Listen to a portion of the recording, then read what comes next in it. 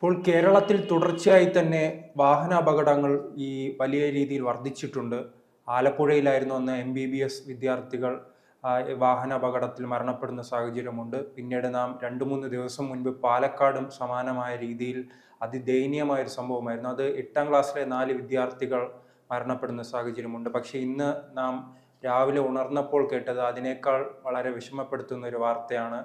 ഈ 2 കല്യാണം കഴിഞ്ഞ് ഹണിമൂണ് കഴിഞ്ഞ് വീട്ടിലേക്ക് വരുന്ന വഴിയായിരുന്നു അവർ മരണപ്പെടുന്ന സാഹചര്യം ഉണ്ടായി. അപ്പോൾ എന്തായിരിക്കും ഇങ്ങനെ വാഹനാപകടങ്ങൾ എല്ലാ ദിവസവും മലയാളികളെ വേട്ടയാടിക്കൊണ്ടിരിക്കുന്നത്? ഉറപ്പായിട്ടും. കാരണം 2024 അവസാനിക്കാറായത് ഇപ്പം ഡിസംബർ അവസാനത്തെ മാസമാണ്. ഡിസംബർ തുടങ്ങിയപ്പോൾ മുതൽ വാഹനാപകടങ്ങളുടെ ഒരു നീണ്ട പരമ്പര തന്നെയാണ്. കാരണം എപ്പോഴും കേരളത്തിന് ഓരോ ദുരന്തങ്ങളുണ്ട്. നേരത്തെ നോക്കുകയാണെങ്കിൽ 2018 പ്രളയമായിരുന്നു. ഇപ്പോൾ 2024 വയനാട് ദുരന്തമുണ്ട്. അപ്പോൾ എപ്പോഴും കേരളത്തിനൊരു ദുരന്ത കഥ എപ്പോഴും പറയാൻ കാണും. അതിൻ്റെ തുടർക്കഥയാണ് ഈ വാഹന അപകടങ്ങളും. ഇന്ന് രാവിലെ വളരെ ഞെട്ടിപ്പിക്കുന്ന ഒരു വാർത്ത തന്നെയാണ്. കാരണം പത്തനംതിട്ടയിൽ നവദമ്പതികൾ സഞ്ചരിച്ച, അതായത് മലേഷ്യയിൽ നിന്ന് അവർ തിരികെ വരുന്ന സമയമായിരുന്നു. അവർ അമിത വേഗതയിൽ വന്ന വാഹനം ഒരു മിനി ബസ്സിൽ ഇടിച്ച് 4 പേരുടെ ജീവൻ നഷ്ടപ്പെട്ട് വളരെ അതിദാരുണമായ സംഭവം തന്നെയാണ്. കാരണം ഇവർ 8 വർഷത്തെ പ്രണയ സാഫല്യത്തിന് ശേഷമാണ് ഈ നവംബർ 30-നായിരുന്നു ഇവരുടെ വിവാഹം.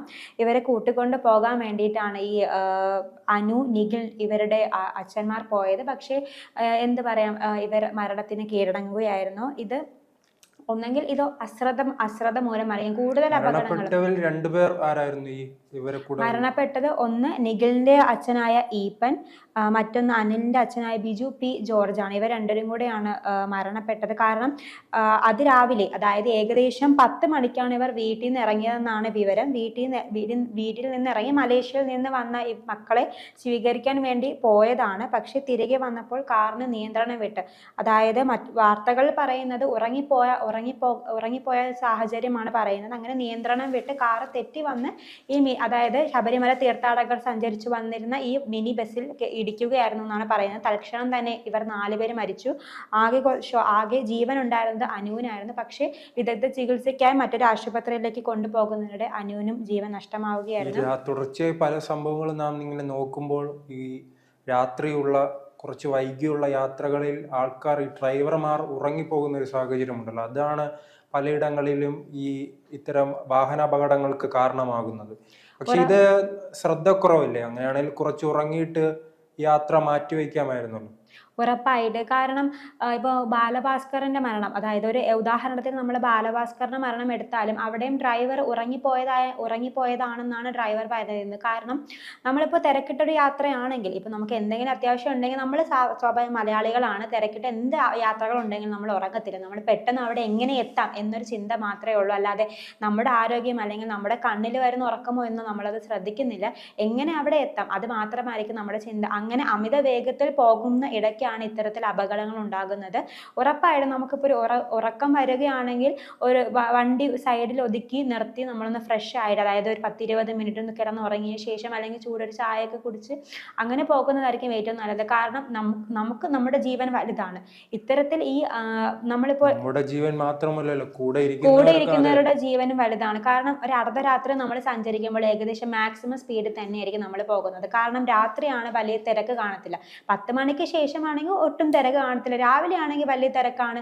തിരക്കിനിടയിൽ ഒരു അപകടം ഉണ്ടാവുകയാണെങ്കിൽ സ്വാഭാവികം നമുക്ക് പറയാം അത് തിരക്കിൽ പെട്ട് ഇങ്ങനെ അപകടം ഉണ്ടായതാണ്, അങ്ങനെയാണ് ജീവൻ നഷ്ടപ്പെട്ടത്. പക്ഷെ അർദ്ധരാത്രി വലിയ തിരക്കില്ല.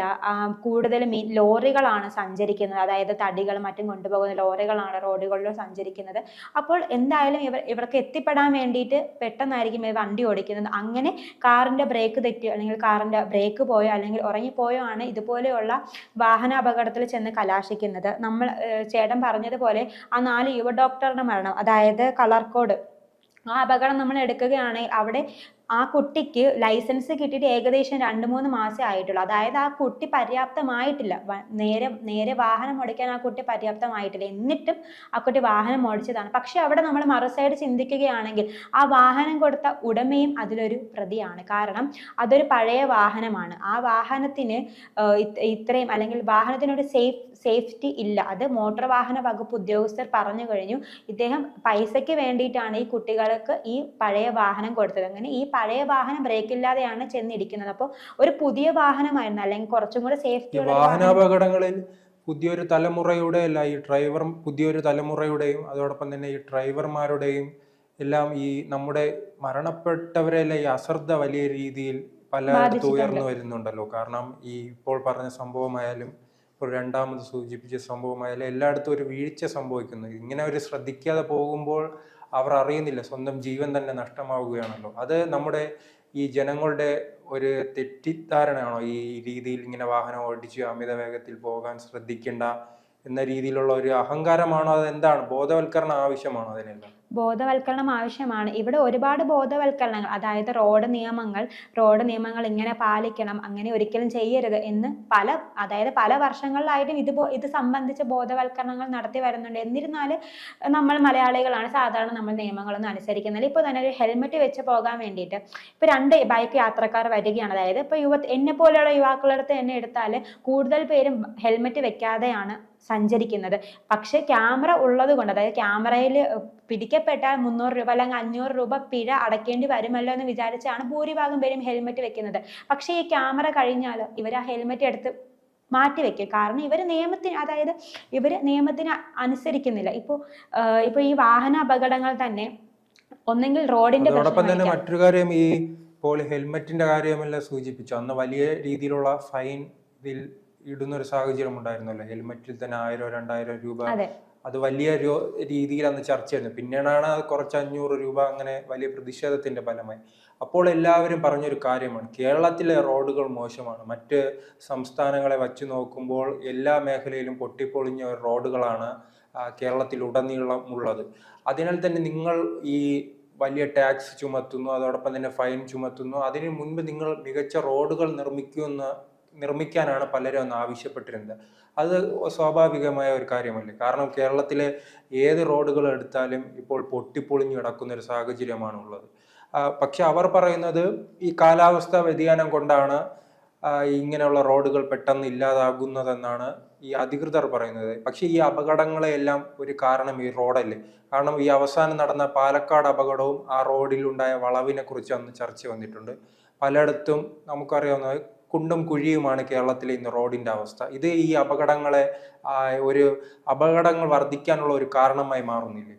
ഉറപ്പായിട്ടും നമ്മൾ പറഞ്ഞതുപോലെ തന്നെ ഈ വണ്ടി ഓടിക്കുന്ന ഡ്രൈവർമാരുടെ അശ്രദ്ധ, അതിനെക്കാട്ടിയും ഏറ്റവും വലിയ വീഴ്ചയാണ് സർക്കാർ നിർമ്മിക്കുന്ന ഇത്രയും ലക്ഷങ്ങൾ അല്ലെങ്കിൽ കോടികൾ മുടക്കി നിർമ്മിക്കുന്ന റോഡുകളിലെ കുണ്ടും കുഴിയും. ഇതിപ്പോ ചേട്ടൻ പറഞ്ഞതുപോലെ നേരത്തെ നോക്കുകയാണെങ്കിൽ കരിമ്പ അപകടം, അതായത് 4 പെൺകുട്ടികൾ, അതായത് ഹൈസ്കൂൾ വിദ്യാർത്ഥികളായിട്ടുള്ള 4 പെൺകുട്ടിയുടെ ജീവൻ എടുത്തതാണ്. അത് കേരളത്തിന് ഏറ്റവും കണ്ണീരില്ലാത്ത ഒരു ദുഃഖം തന്നെയാണ്. കാരണം അവർ ജനിച്ചു വളർന്നതും, അല്ലെങ്കിൽ അവർ ഒരുമിച്ചാണ് കളിച്ച് വളർന്നത്, ഒരുമിച്ചാണ് പഠിച്ചു വളർന്നത്, മരണത്തിനും അവർ ഒരുമിച്ച് തന്നെ യാത്രയായി. അവിടെ ഏറ്റവും വലിയ സംഭവം എന്ന് പറഞ്ഞാൽ ആ റോഡ് എപ്പോഴും ആക്സിഡന്റ് ഉണ്ടാകുന്ന ഒരു റോഡാണ്. അവിടെ പ്രത്യേകിച്ച് സിഗ്നലുകളോ ഒന്നും വെച്ചിട്ടില്ല. അത് സർക്കാരിന്റെ വീഴ്ച തന്നെയാണ്. കാരണം ഇത്തരം റോഡുകൾ നിർമ്മിക്കുമ്പോൾ അത് നമുക്ക് നിർമ്മിച്ചതിന് കൂടാതെ തന്നെ അത് അവിടെ 55 അപകടങ്ങൾ ഉണ്ടായിട്ടുണ്ട്, 7 മരണങ്ങൾ ഉണ്ടായിട്ടുണ്ട്. എന്നിട്ടും അത് സർക്കാരും അധികൃതരും എന്തുകൊണ്ട്, കാരണം ഒരു മരണം ഉണ്ടായിട്ട് പോലും സർക്കാരുകൾ അത് ശ്രദ്ധിക്കുന്നില്ലല്ലോ. അത്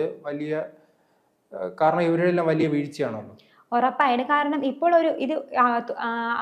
വാഹനാപകടങ്ങളുടെ ഒരു പ്രത്യേകത എന്ന് പറയുന്നത് ഇപ്പോഴും ഇത് തുടർക്കഥയാണ്. കാരണം ഇന്നൊരു വാഹനാപകടം ഉണ്ടായതായത് ഇന്ന് രാവിലെ യുവദമ്പതികളടക്കം, അതായത് നവദമ്പതികളടക്കം അവരുടെ 2 പിതാക്കന്മാര് മരിച്ചിരുന്നു. അപ്പോൾ ഈ വാഹനാപകടത്തിൽ എന്തായാലും സർക്കാർ അവിടെ തീരുമാനമെടുക്കും. ഇനി ഇത്തരം വാഹനാപകടങ്ങൾ ഉണ്ടാവാതിരിക്കാൻ നമ്മൾ ജാഗരൂകരായിരിക്കണം. ഇവിടെ ചിലപ്പോൾ ഒരു ബോർഡ് സ്ഥാപിക്കാം, അല്ലെങ്കിൽ ഇവിടെ ഇങ്ങനെ പോയാൽ ഇവിടെ അപകടം ഉറപ്പാണ് എന്നൊരു ബോർഡ് സ്ഥാപിക്കാം. അതോടെ കഴിഞ്ഞു. ചിലപ്പോൾ നാളെ മറ്റൊരു വാഹനാപകടം ഉണ്ടാകുമ്പോഴായിരിക്കും വേറെ എന്തെങ്കിലും നടപടി എടുക്കുന്നത്. അപ്പൊ അതുകൊണ്ട് തന്നെ വാഹനാപകടങ്ങൾ എപ്പോഴും തുടർക്കഥയാണ്. ഒരിക്കലും സർക്കാർ ഇതിന് വേണ്ടിയിട്ട് ഒരു പദ്ധതിയോ അല്ലെങ്കിൽ ഇതിന് വേണ്ടിയിട്ട് പ്രത്യേക ഒരു സ്കീമോ കൊണ്ടുവരുമോ നമുക്ക് ഒരിക്കലും വിശ്വസിക്കാൻ സാധിക്കില്ല. അങ്ങനെയാണെങ്കിൽ കരിമ്പ അപകടം ഒരിക്കലും ഉണ്ടാകില്ലായിരുന്നു. കാരണം ആ 2 ലോറികളും കൂട്ടിയിടിച്ചതിന് ശേഷം അതിലൊരു ലോറിയാണ് ഈ കുട്ടികളുടെ ദേഹത്ത് വീഴുന്നത്. അവിടെ മുന്നേ ഒരു ബോർഡ് സ്ഥാപിച്ചിരുന്നെങ്കിൽ, അല്ലെങ്കിൽ അവിടെ എപ്പോഴും അപകടങ്ങൾ നടക്കുന്നതാണെന്ന് അറിയാം, അവിടെ മുന്നേ ഒരു ബോർഡ് സ്ഥാപിച്ചിരുന്നുവെങ്കിൽ ചിലപ്പോൾ ആ കുട്ടികൾ രക്ഷപ്പെട്ടേനെ. അതിൽ രക്ഷപ്പെട്ട ഒരു കുട്ടി പറയുന്നുണ്ട്, ഞാൻ കുഴിയിൽ വീണത് കൊണ്ടാണ് ഞാൻ കുഴിയിൽ വീണ് ഞാൻ തലനാഴി അടിക്കാണ് രക്ഷപ്പെട്ടത്, എൻ്റെ കൂട്ടുകാരികൾ ആ ലോറിക്ക് അടിയിലേക്ക് പോവുകയാണെന്ന്. അപ്പോൾ ഇത്രയും അല്ലെങ്കിൽ 50ഓളം അപകടങ്ങൾ നടന്നിട്ടും അവിടെ ഒരു സൈൻ ബോർഡ് വെക്കാത്തത് സർക്കാരിന്റെ വീഴ്ചയാണ്. പക്ഷെ അതുപോലെ തന്നെ നമ്മൾ എടുത്തു പറയേണ്ടതാണ് ഡ്രൈവർമാരുടെ അശ്രദ്ധയും. കാരണം ഈ ഉറക്കം വന്നുകൊണ്ടിരുന്നാണ് നമ്മൾ ഡ്രൈവ് ചെയ്യുന്നത്, നമുക്ക് അവിടെ എത്തുകയാണ് ലക്ഷ്യം. പക്ഷെ നമ്മളിത് മാക്സിമം ഉറങ്ങാതിരിക്കുക, അതായത് നമ്മുടെ ജീവൻ നമുക്ക് വലുതാണ്, അതായത് അതിന് നമ്മൾ അശ്രദ്ധ കാണിക്കരുത്. ഇപ്പൊ നമുക്ക് ഉറക്കം വരികയാണെങ്കിൽ എവിടെയെങ്കിലും നിർത്തി 10 മിനിറ്റ് ഒന്ന് റെസ്റ്റ് ചെയ്തിട്ട് നമ്മൾ ബാക്കിയുള്ള യാത്ര തുടരുക. ഇപ്പൊ റോഡിന്റെ കാര്യത്തിലാണെങ്കിലും സർക്കാർ പുതിയ റോഡ് നിർമ്മിക്കുക, അതായത് റോഡ് സുരക്ഷിതമാണെന്ന് സർക്കാർ തന്നെ ഉറപ്പുവരുത്തണം. അപ്പോൾ വാഹനം ഓടിക്കുന്ന ഡ്രൈവർമാർക്കായാലും സർക്കാരിനായാലും ഓരോ അപകടങ്ങൾ ഉണ്ടാകുമ്പോഴും തുല്യ പങ്കാളിത്തമാണുള്ളത്. അതായത് ഒരു ജീവൻ നഷ്ടപ്പെട്ടാൽ അതിന് സർക്കാരും ഉത്തരവാദികളാണ്. കാരണം സർക്കാരിന്റെ അനാസ്ഥ മൂലവും പിന്നെ ഡ്രൈവർമാരുടെ ഈ ഉറക്കക്ഷീണം അതും കാരണവുമാണ് ഇത്തരം അപകടങ്ങൾ ഉണ്ടാകുന്നത്. ഇനി ഇത്തരം അപകടങ്ങൾ ഉണ്ടാകാതിരിക്കട്ടെ, അതിന് സർക്കാർ വേണ്ട വിധം പദ്ധതികൾ അല്ലെങ്കിൽ അതിന് വേണ്ട വിധ നിയമങ്ങൾ എടുക്കട്ടെ.